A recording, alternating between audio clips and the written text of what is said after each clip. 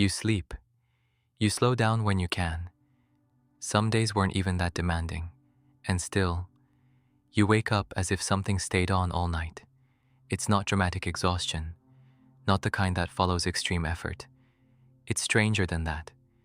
It feels like you never fully return to baseline, as if you're operating a few levels below what you consider normal. And maybe the most unsettling part is this: there's no clear reason to justify what you feel. From the outside, everything works. You work, you complete tasks, you answer messages, you show up. There's no collapse, no visible crisis, and yet something remains heavy. A question begins to form, even if you never say it out loud. Why are you still tired when you haven't done that much? In theory, rest should fix it. Sleep should restore it. A lighter weekend should compensate. But it never quite does. The body relaxes, the schedule eases, yet the internal sensation remains. You don't feel devastated, you feel drained. And that distinction matters. Physical exhaustion is clear. It has a visible cause. You recognize the effort, you feel the limit, and rest tends to bring proportional relief. What you're experiencing now feels different, as if the wear is coming from somewhere that doesn't show up on your calendar. During the day, it's easy to miss. There are enough tasks to occupy your attention, enough stimuli to structure your experience. But in pauses, when nothing urgent demands action, something continues running inside. You lie down. The room quiets. The body slows. But the mind doesn't enter real rest. It's not anxious, not agitated. It simply continues. Small thoughts appear. Old details resurface. Quiet simulations form and dissolve. Nothing seems important enough to justify fatigue. And still, by the end of the day, there's that persistent sense that you've worked more than you should have, even when you objectively didn't. Maybe you've assumed this is normal, that this is just how adulthood feels. That responsibility comes with a permanent layer of tiredness. But something doesn't fully fit that explanation. If it were only physical effort, rest would solve it. If it were only too many tasks, lighter days would compensate. Yet there are light days when you feel more tired than on busy ones. And that detail shifts the understanding. On busy days, there is focus, a beginning, a middle, an end.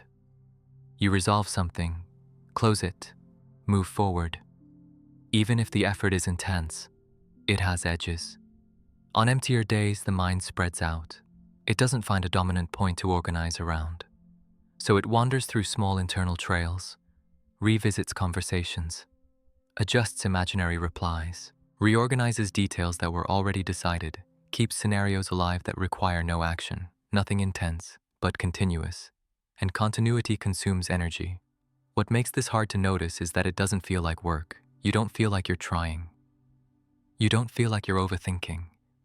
The mind is simply on, like a light left on in an empty room. Not because someone needs it, but because no one ever turned it off. Maybe the question is no longer why you're tired. Maybe the question is beginning to change shape. What exactly remains active when everything else has stopped? As that question takes form, something shifts in how you observe your exhaustion. Maybe it isn't the volume of things you do. Maybe it's the volume of things that continue happening even when you're doing nothing. The body understands rest as pause. The mind doesn't always. During the day, attention has direction. There's a task, a conversation, a concrete demand. Energy organizes around something defined. Even if it's tiring, there's direction, and direction tends to generate closure. When the task ends, something closes with it. But what happens when there's no dominant task? When the external slows down, the internal takes over.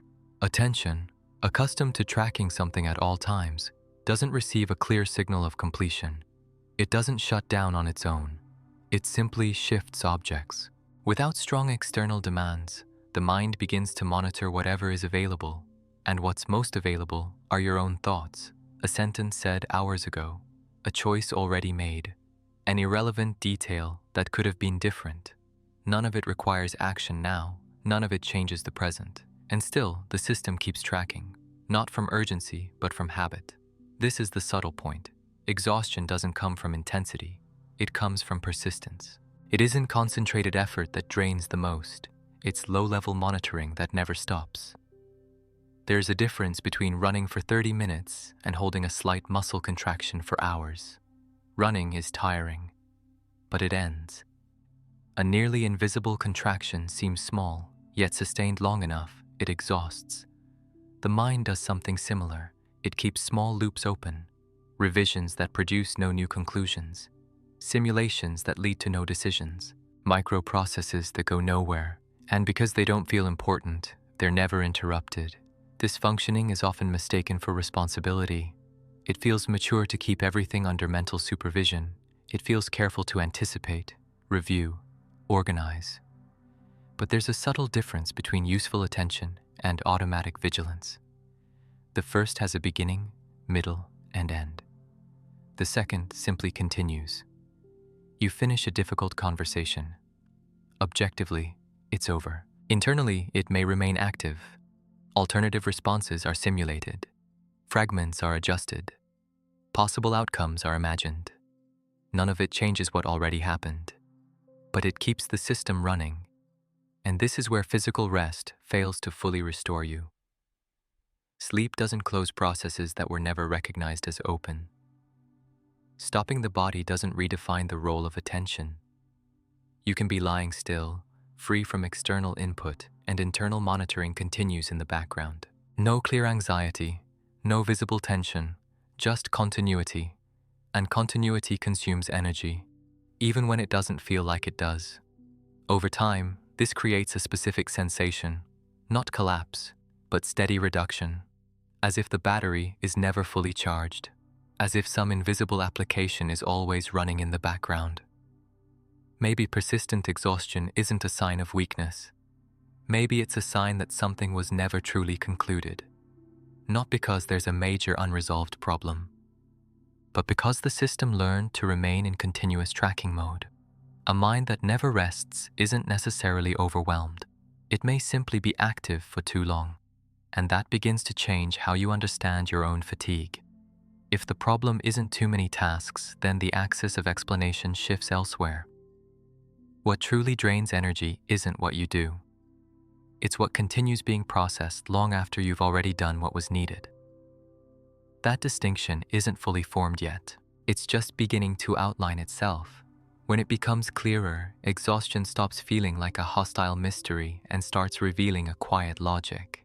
Maybe you're not tired because you did too much. Maybe you're tired because there was never a real point of closure. The mind operates through continuity. It tracks, records, revises, simulates. That's natural. The issue isn't the capacity. The issue is when tracking cycles never find completion. Without closure, the system remains lightly alert, and sustained alertness consumes energy. It doesn't require anxiety. It doesn't require conflict, only continuity. You may have resolved everything that could be resolved, done what was within reach, responded, decided, organized. Objectively, the day ended, but internally, small lines of processing remain open. Not because there's something left to do, but because there was never a recognized moment of conclusion. And when the system doesn't register conclusion, it doesn't release energy. That's the part rarely seen. The exhaustion that doesn't fade isn't a sign of incapacity. It isn't lack of discipline. It isn't insufficient rest. It's the result of a mode that stayed active after necessity passed. When this becomes clearer, something shifts in your relationship to fatigue. It stops being interpreted as personal failure, stops being treated as a flaw to fix, becomes a predictable effect of a system that never learned how to internally finish. The mind doesn't shut down because no one ever taught it what it means to end something inside. Ending isn't forgetting, it isn't ignoring. It's recognizing that, in this moment, no further action is possible. Without that distinction, tracking continues by default. Maybe that's why physical rest isn't enough. It pauses the body but doesn't redefine attention's role. Energy doesn't fully return because it's still being invested in maintaining processes that no longer require maintenance. As you begin to notice this, the experience changes texture. You may still feel tired, but you no longer feel wrong for feeling tired. There's a profound difference between experiencing fatigue and feeling guilty for it. Much of exhaustion's weight comes from judgment, from the belief that you should be better, sharper, more energized. When guilt leaves, part of the internal friction dissolves, and friction also consumes energy. Clarity, here, isn't instant recovery. It isn't permanent lightness, it's understanding. It's seeing that the issue isn't weakness, but continuity. The mind that seems unable to rest isn't broken, it simply kept running longer than necessary. This understanding doesn't close every loop at once, but it changes how you inhabit your own experience. You stop fighting exhaustion as if it were an enemy. You begin to see it as a coherent signal of prolonged use. And when something makes sense, it weighs less. Maybe recovery doesn't begin with more effort. Maybe it begins with the recognition that not everything needs to stay active.